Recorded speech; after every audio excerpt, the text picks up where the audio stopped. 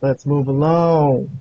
Dynamite. We're going to move on to Dynamite. Yeah, the main event. You know how CM Punk said he's a Collision guy? I'm still a Dynamite guy. All right? So this is AEW Dynamite from June 21st. Yes. 2023. This was last night as we speak, but it's going to be 2 nights ago when this show gets released, because we're going to release this tomorrow on Fridays. That's when the Malapert Smark Wrestling Podcast comes out. So we're going to go through Dynamite in detail today, Vlad. All right? Are you ready for this? Are you ready? Yeah. I can tell my excitement. All right. So Jeff and Matt Hardy versus Austin and Colton Gunn. Cool entrance for the Guns, I'll say. Decent match. There was interference. I'm going to skip about 8 minutes into the match. What is it? Jay White and Juice Robinson. They're the ones who came in, and this leads to a Gunn victory. And then there's an afterbirth as they attack Matt Hardy for no other reason other than they're just heels, I guess. 4-on-2 beatdown at this point. Ricky Starks, he's the guy who comes in, tries to save them, but it's not enough. It's 4-on-1 now. They're beating him down. FTR come out. Still not enough. 4-on-3. Crowd starts chanting for CM Punk, and out comes Punk.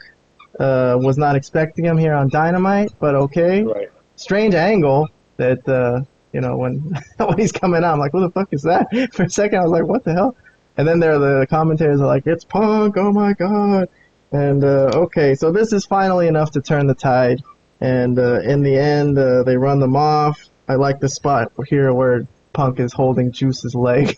He's trying to get away. So they all escape. I also thought Austin Gunn was pretty funny here because he's like helping Juice get out of there. Like they're not really even close friends. So that was kind of cool. I guess I'll do a highlight on Juice Robinson's face here. Punk challenges them to a 4-on-4 match on Collision. So not the worst 4-on-4 type of match, at least got a beef still. And, as far as 4-on-4 matches go, this isn't that bad. So Punk on Dynamite, right? Vlad, were you expecting that or what? No, I really wasn't expecting it. That was a surprise, and it was a pleasant surprise. And, the match was what it was. It wasn't anything to write home about, but the stuff at the post-match was quite interesting and kind of entertaining. As far as if you're going to have multi-man matches, this isn't the worst you could do. Kind of like last Collision wasn't the worst 6-man tag you could have, or a trios match or whatever they want to call it. So this was a pleasant surprise. Obviously, the crowd was begging for Punk, and I felt like, nah, man, he ain't gonna be here because this is not his show. he's gonna be on Collision only. But no, that was a nice surprise. I thought it was funny too when he was like, I'm not even supposed to be here. I'm a Collision guy, and Juice Robinson's like, I don't care which show. Who the fuck cares? It's true. CM Punk with all his freaking drama, man. Drama queen. Now they gotta have 2 different shows for these people so they can't hang out together. Okay, whatever. I guess Omega and the Bucks. Yeah, well, Omega and the Bucks weren't on this show, right? They did like a pre-tape segment backstage. Yeah. So I guess that's why he could be there. So they probably told him like, hey, don't worry, they're not going to be here today, so you can come. Don't worry about it. Anyways, let's move along. They review Jeff Jarrett and Mark Briscoe's beef, which is a tall order to explain why these guys have been beefing it. But anyways, seemed like they had a blow-off on Rampage on Friday, but nope, they're going to have a concession stand brawl. Old school type of brawl here. Mark Briscoe and Jeff Jarrett, he really just wants to kick Mark Briscoe's ass here. So the referee keeping them apart before they kill each other, which is kind of funny because they're going to kill each other in a hardcore match, but the referee's like, no, wait for the bell. I know you don't, you think Jeff Jarrett's, mostly been silly his whole career. Even this is extremely silly. Not his whole career. Yeah, TNA. He had some more serious stuff in TNA. Yeah. But I will say the premise here is pretty hilarious that Jeff Jarrett has completely no regard for, Mark Briscoe's been a mostly sympathetic character.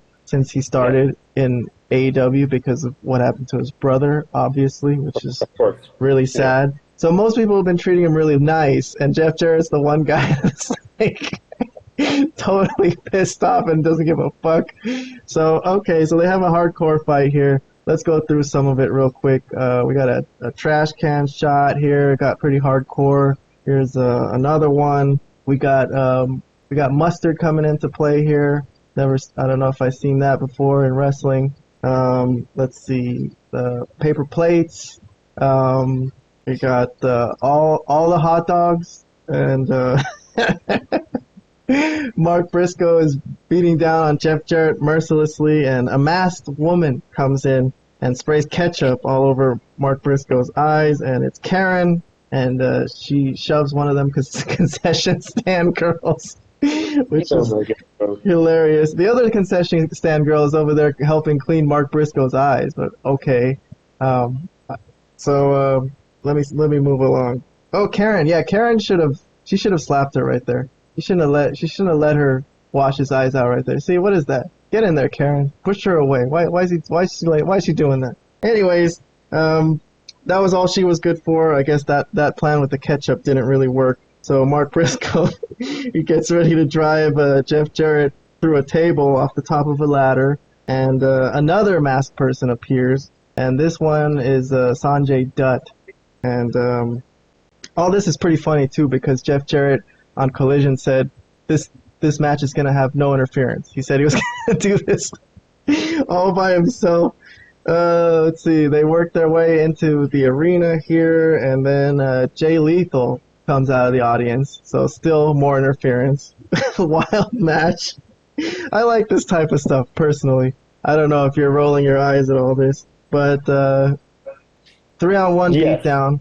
So they got him dead to rights, and then they want to drive him through one of these tables, but turns out Papa Briscoe is there, and he chokeslams Jay Lethal through the table, and he comes in and cleans house to everyone, and he goes to help Mark Briscoe get up, and then Karen comes from behind and cracks him in the nether regions, as you would say. The ring gets cleared. Where am I at here?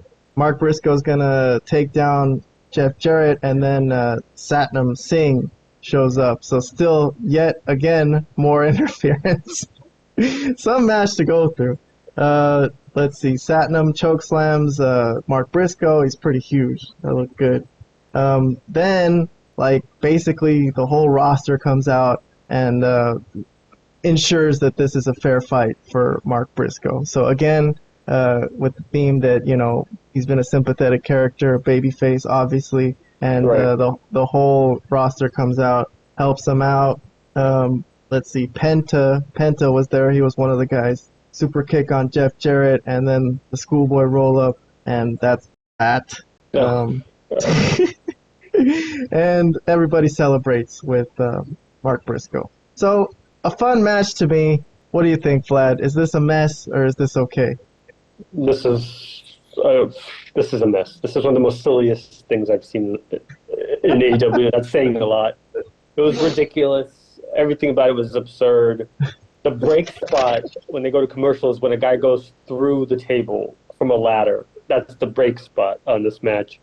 It was just too convoluted, too ridiculous, too silly. That the old man, Papa Briscoe, choke slamming someone through a table. I mean, we're in fantasy land. We're in silliness of epic proportions. This is like Orange Cassidy like silliness. This is really bad stuff. This is across the board really dumb and really bad. And this is not the type of wrestling that you can actually. I'm not talking about you can't have hardcore matches. You can have hardcore matches, but this is just stupid. This is not what we're talking about when we have hardcore matches. This is utter nonsense. Okay, and that's it. That's all I got in that.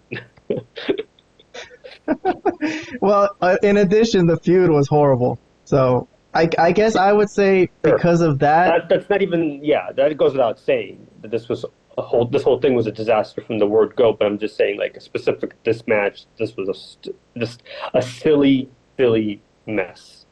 Yeah, but I don't mind silly messes. as long as the feud makes sense. And this feud made little sense and was not very strong. So we're going to move along. But I did cover it there. You like how I did that or what? No, I didn't. I was waiting for you to. You covered it in too much detail. This didn't deserve that much coverage. All right. Let's see. BCC backstage interview.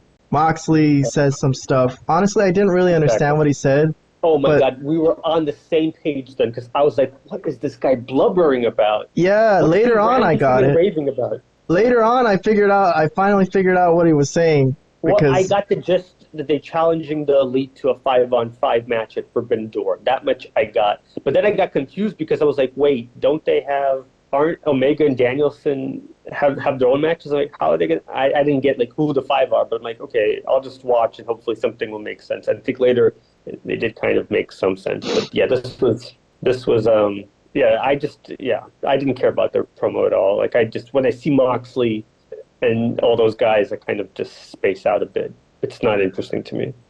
Yeah. Well, Danielson got a chance to speak after Moxley. They got two superstar guys here. They got to give them equal time. But being sarcastic, by the way. Yes. He wants to know if Okada's going to come out and challenge, accept his challenge to show up. That's right. And that's teased for later on in the show. So we're going to put that on hold. That was actually relevant to the end of the show, so that's true. That should have been mentioned. Good point. All right, let me move along. I got Jericho and Sammy. Strange match, strange booking here, because it looked like these two were going to be done being friends last week, but I guess Sammy has trouble standing up for himself, is what the deal is here, right? And I honestly don't know what you can't. I don't know what the deal. I mean, I'm assuming Sammy's going to turn on Jericho and in their match. I guess it's also Forbidden Door, right? They're having some sort of match with. Well, I mean, we'll talk about that. That will be discussed. But yes, I'm assuming that's my guess. If you're asking, just my general, Minoru Suzuki is their tag team partner. It's a 6-man. So. I mean, I just want to say how terrible it looks. You got this old Japanese guy, and you got this old-looking Chris Jericho, and Sammy's obviously okay-looking, but he's young. But you got these two old guys, and they're having this match, and I'm like, man, this looks just terrible on the screen. If I was like just a general fan and I saw this, and I saw I would think this is like the retirement community wrestling or something. Like these two old guys just in the ring, not in good shape, in their 50s, without their shirts on, and they look like crap. I'm like, oh, Jesus, I would turn this shit off if I was just like a fan that was trying to see what the heck this AEW thing is. I'd be like, oh my God, this is awful. Well, they're fighting 3 guys here who didn't look so bad. Action Andretti, Darius Martin, and but unfortunately, Fox. Unfortunately, I do watch this show, and I know these 3 guys, and all 3 are utterly useless. So this was terrible. I forwarded through this whole thing. I have to be honest. I'm skipping this too. I got it in my notes here that I'm skipping this match. The premise basically is they're kind of paying attention to Sammy and Jericho if they can work together as a team or if there's dissension kind of it appeared to be last week. The answer was a little bit of yes and a little bit of no. They kind of work together sometimes, other times not as much. But they do get the win here as Chris Jericho taps out Darius Martin. Let me see. Renee is in the ring. She's going to interview them after the match. What does she ask? She asked Jericho how he felt about the whole Sting confrontation last week. Oh, we highlighted that on our YouTube page. So, yes, Sting and Jericho. He said it wasn't really a big deal for him like it was for everyone else. He said that Sting is selfish, that Sting does everything for money. Called him a whore. Yes. that was the only thing I wrote from this whole nonsense that he was talking about, that I laughed at that. But, yeah. So he challenges Sting and Darby to find a partner to face him and Sammy and Minoru Suzuki at Forbidden Door. So that's going to be the little New Japan part of this angle is Minoru Suzuki. That's Right. what makes this a Forbidden Door match, I guess. But okay, Sting's Maybe music. they'll get the Great Muta or something like that to complete the Sting and Muta thing or something. I don't know. I'm just guessing at this point. I don't know. Let me see. Sting's music hits. Sting and Darby come out. Sting said it was a great moment last week, and he wants more time with Jericho.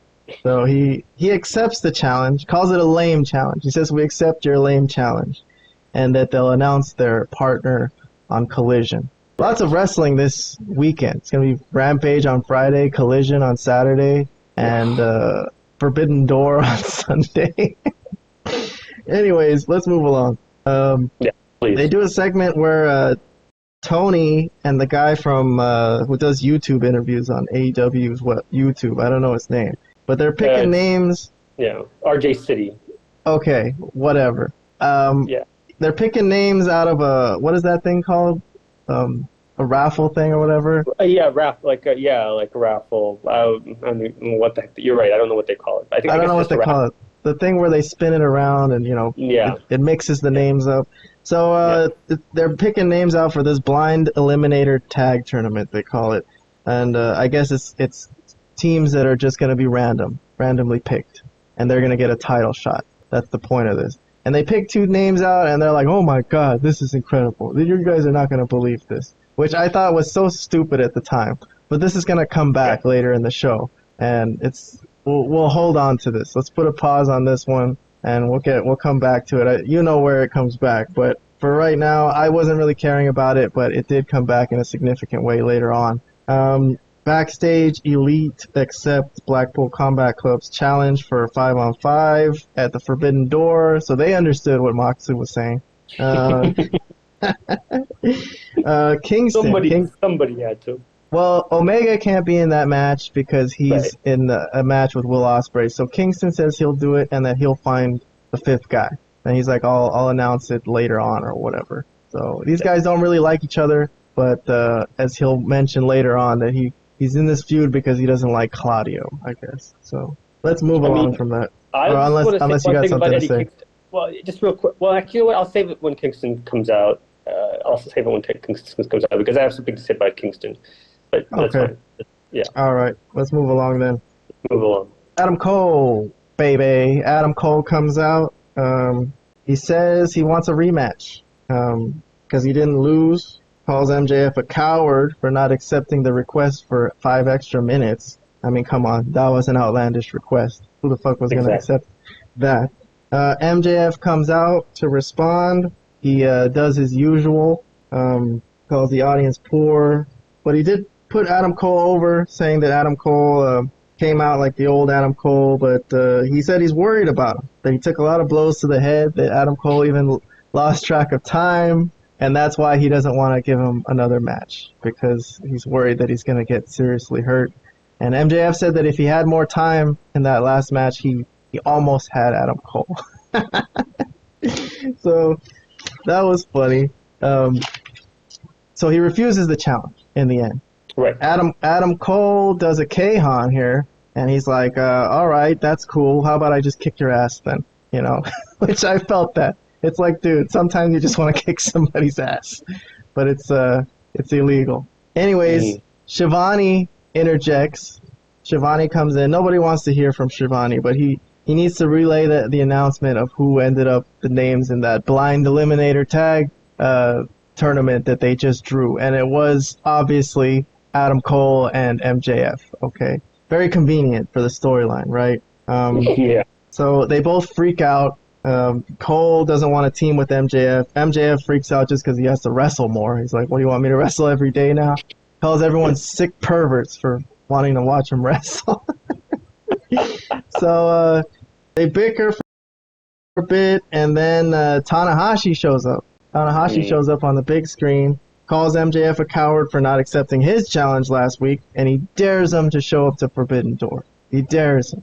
MJF is going to refuse again, and he calls New Japan a dog and pony show, and then Adam Cole once again tricks MJF into accepting another match, pointing out that, you're trying not to prove that you're not a coward, and that maybe he thinks Tanahashi was better than him, and that made MJF freak out and be like, all right, I'll prove it to you that I'm better than him. And he finally accepts the match at Forbidden Door. So he will be at Forbidden Door, and Adam Cole, his new tag team partner, wishes him good luck and kind of smirks on his way out that he tricked him, and MJF is left thinking, what the hell just happened? What did I just do? So Adam Cole once again gets over at the expense of MJF, not including the first match that they had, a really good match. This, like I mentioned earlier, this is a good rub. He's doing his best for Adam Cole here. I think he's really doing a service for him. All right, Vlad, time to hear your opinion. Let's put the camera on you, make you the spotlight here. Star of this. No, I mean, this was Give okay. us your thoughts. This was okay. This was, there was a couple of issues I had. I mean, what do you think of them being partners now as a tag partnership?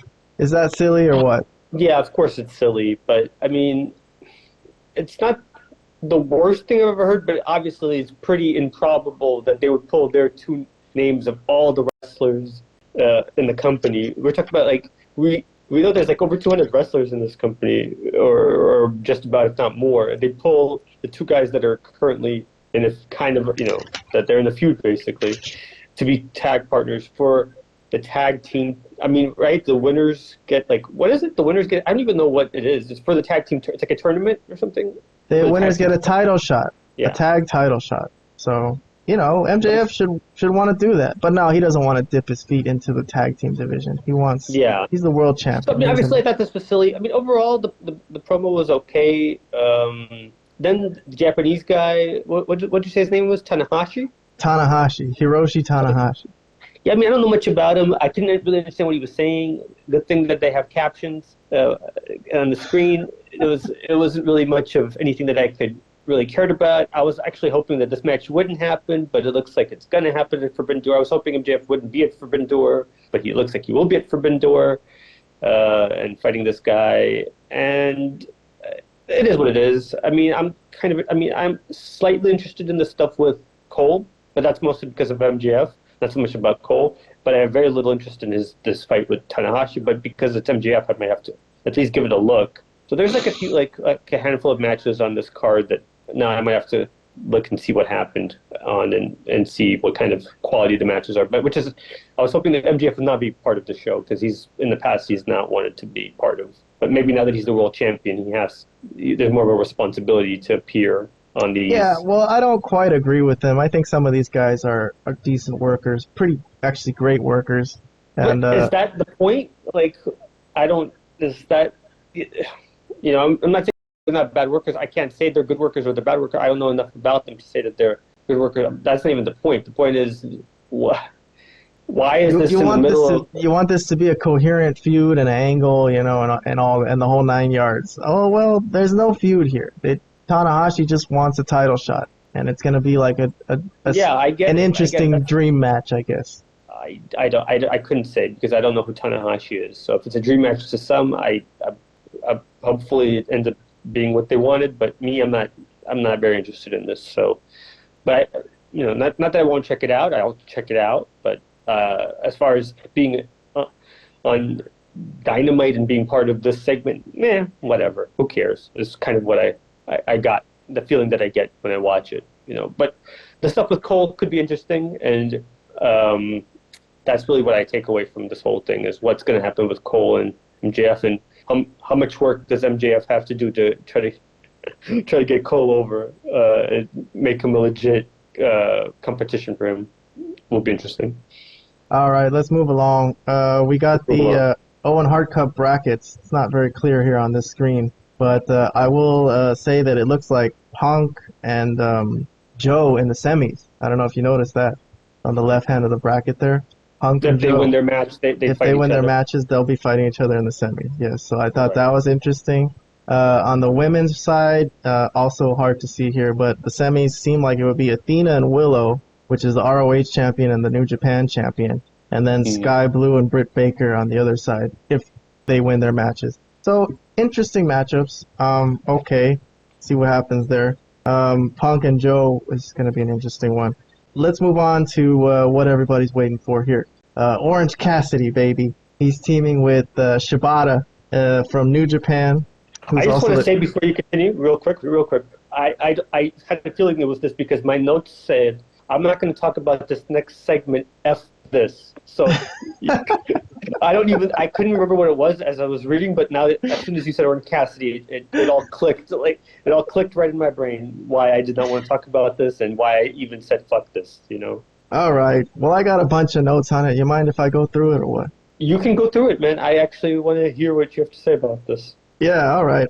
So they showed a highlight of last November when Orange Cassidy defended the international title against Shibata on Rampage. So I had no idea. Totally forgot. Might have not even seen it. But anyways, that's how they kind of got mutual respect for each other. And, that happens to Orange Cassidy from time to time. So everyone respects him. Daniel Garcia comes in. He's the opponent. That's my guy also. And he's teaming with Zack Sabre Jr., the current New Japan Pro Wrestling television champion. So Daniel Garcia is the only guy in this match here without a belt. Anyway, that is kind of amazing with the amount of belts in this company. they couldn't find one for Daniel Garcia. Just give him a belt, for God's sakes. Anything. Call it whatever. Well, Shibata has his belt, the pure title. Anyways, Shibata and Zack Sabre Jr. start out in the ring. Some classic grappling. This incurs a holy shit chant from the crowd, from the New Japan marks in the audience. So things got a little testy here, and it looks like Orange Cassidy had to come in and defend his friend. See? He does care about some things, you know? He's a good friend. He's a really good friend, Orange Cassidy. I see.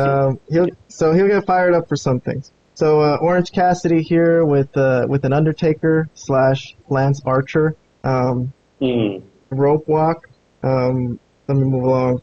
These are just some highlights I highlighted from the match. We got Daniel Garcia showing up Orange Cassidy here. Unfortunately, very disrespectful, doing his Daniel Garcia dance in Orange Cassidy's face. Back to Zack Sabre Jr. and Shibata. The dichotomy of this match. Some very serious wrestling, and then when Orange Cassidy gets in, obviously not as much. Okay. The Daniel Garcia dance. Vlad, you've been waiting to see this. You've been waiting to see this, right? Orange Cassidy's not the only guy who can show people up. You see? Daniel Garcia can also make people feel uncomfortable.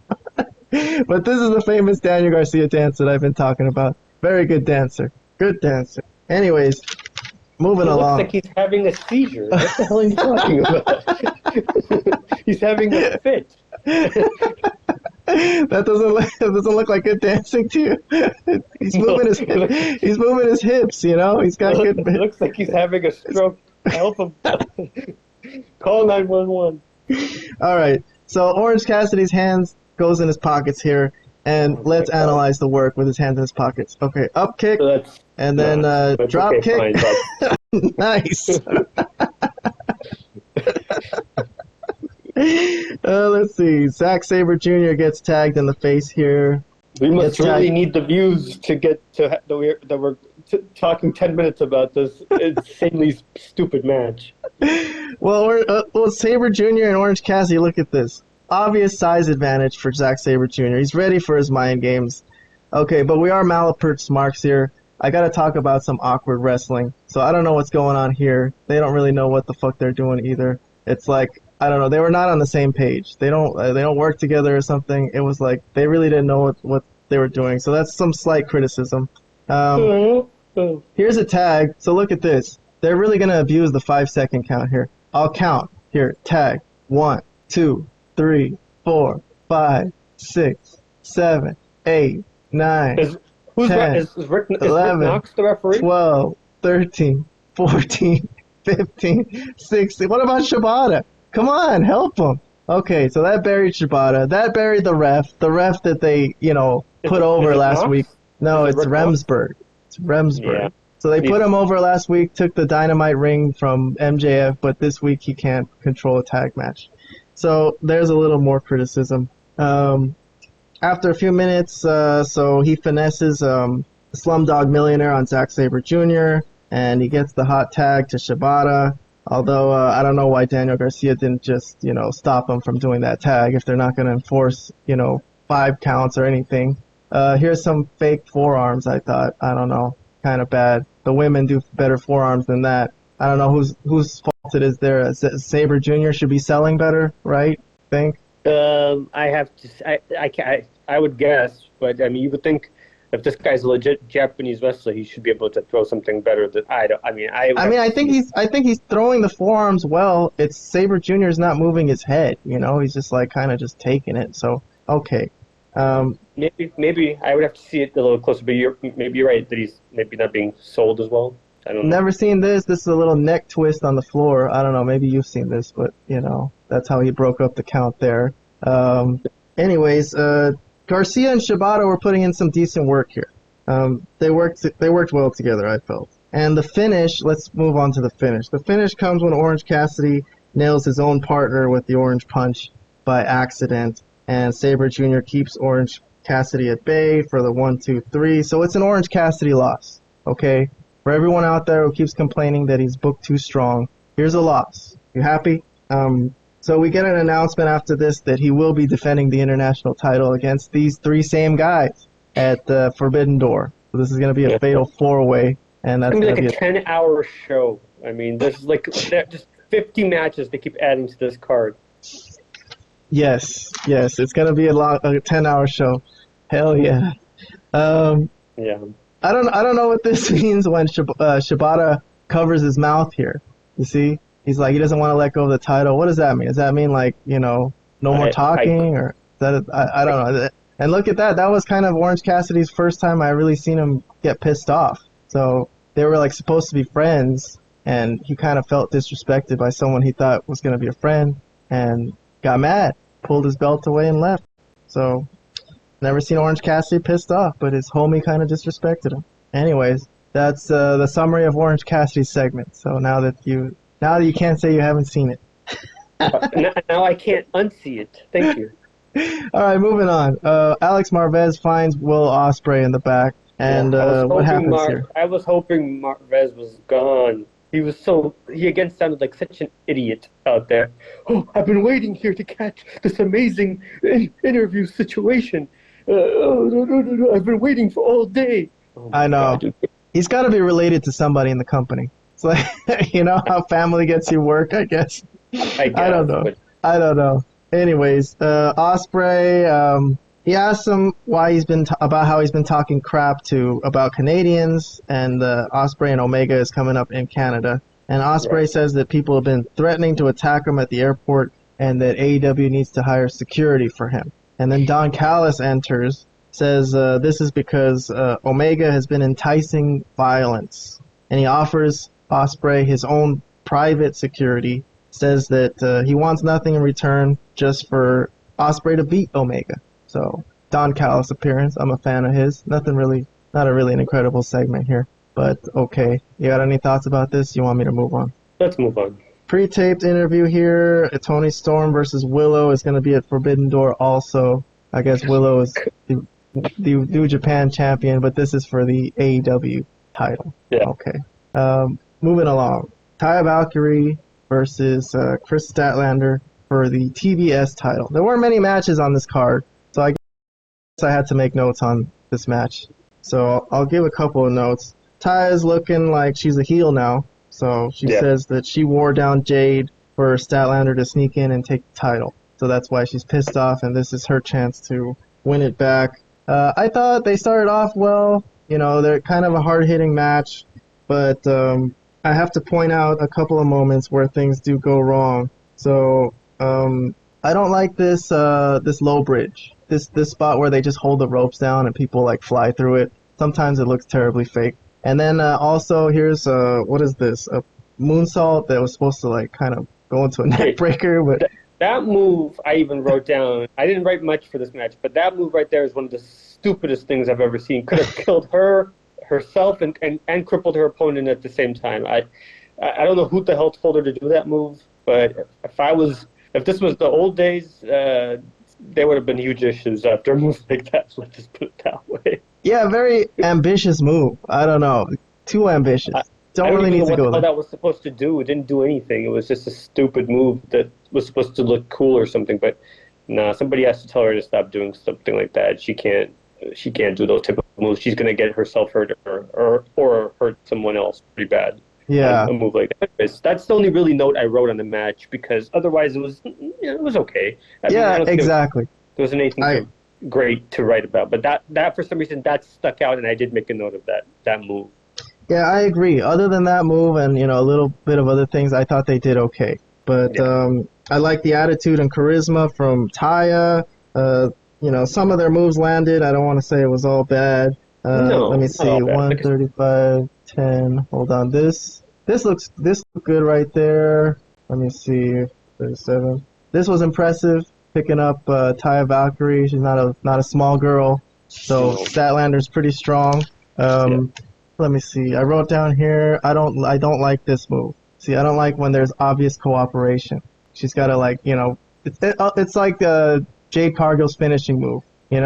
I just don't like moves like that. I don't know. Doesn't rub me the right way. It looks like there's obvious cooperation there. I hear you. Skipping ahead, skipping to the end. After a top rope superplex, Statlander hits Taya with her finishing move, and she goes over. I thought they did fine. Okay, let's move along.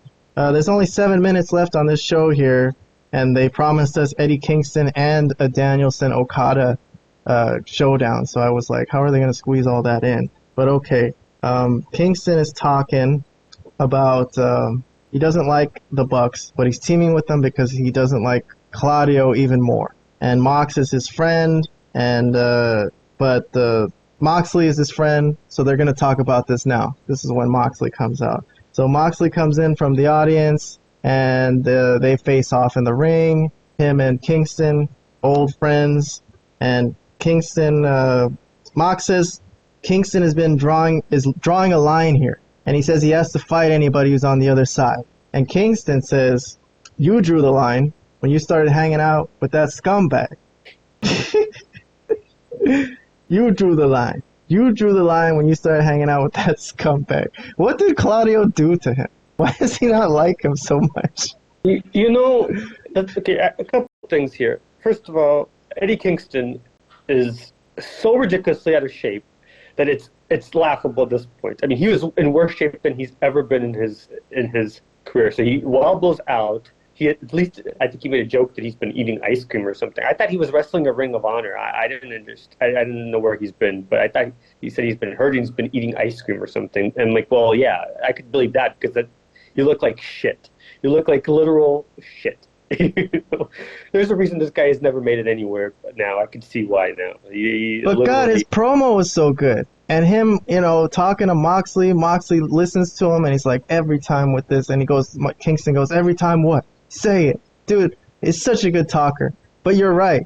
He looks awful. I will say yes, but I don't understand, like, well, yeah, and then Moxley didn't say much after that. Like, he really didn't say anything.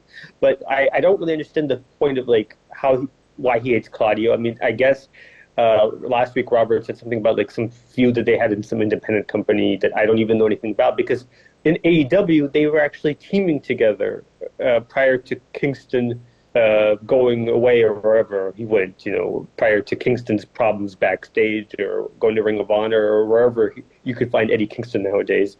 I remember them teaming together, like him and Moxley and Claudio and Wheeler, right? I think we're actually so it makes no sense now that he hates him so much that he's gonna be with the Bucks. It's like doesn't even make any iota of sense. Okay, but yeah, I mean Eddie is a good talker.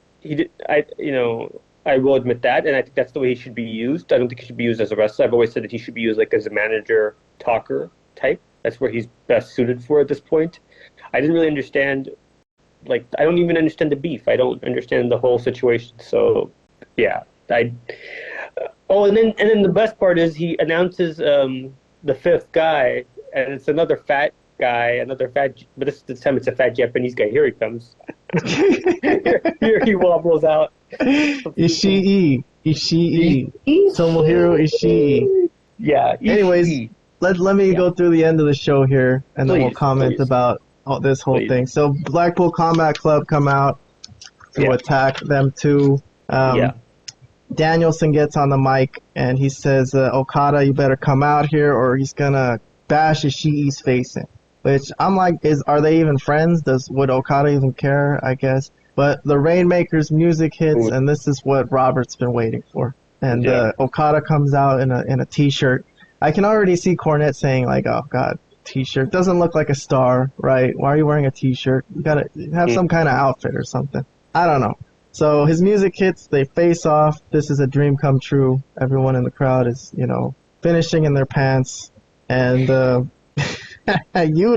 Yuta comes out to double team, and let's see if I can get this on. There it goes. This looked terrible. I don't know if he was like trying to be careful with Okada because he's such a big star or something, but he looked like he was like kind of touching him with a feather. Anyways, Okada ends up escaping, and he attempts the Rainmaker on Danielson, but Danielson gets away, and then he ends up doing it to Wheeler Yuta to end the show. So that's that. I know you're not an Okada guy, you're not a New Japan guy. This is kind of a dead spot in the year for you, sort of thing. But for what it was, what do you think? It's a thrown together feud. They just want to fight. They have no title on the line or anything. They're gonna be good wrestlers, good workers, and I don't know. Got any thoughts on the ending here? Not particularly. I mean, like I said, the first half of the thing was whatever with Kingston, and then when they were beating him up, I mean, obviously it also didn't make sense story-wise why the Elite weren't there to back up and fight the Blackpool Combat Club. It didn't really make sense outside of the fact that, we know why, because they didn't want to be around Punk, I guess. I don't know, which is insane. I mean, talking about just being complete losers and pathetic. It's these guys, But anyways, I mean, it's going to be interesting with Okada and Danielson. It's going to be a good match. I think everybody's expecting it to be, and I expect it to be as well. I mean, I think Okada, from what I've seen, I've really not seen it much of New Japan or Japanese wrestling, but from what I've seen, Okada is probably the best of the bunch, and he should have a really good match with Danielson, who is, despite the fact that he is prone to being in bad booking, is still one of the great workers of the modern era. So I expect this to be very good. All right, Vlad. Well, we got through that. Show started off rough, but, I think our Dynamite review was pretty good. I think I could get some clips out of there, put on the internet. Yeah, unfortunately, there were some technical issues. I'll try to clean it up as best as I could.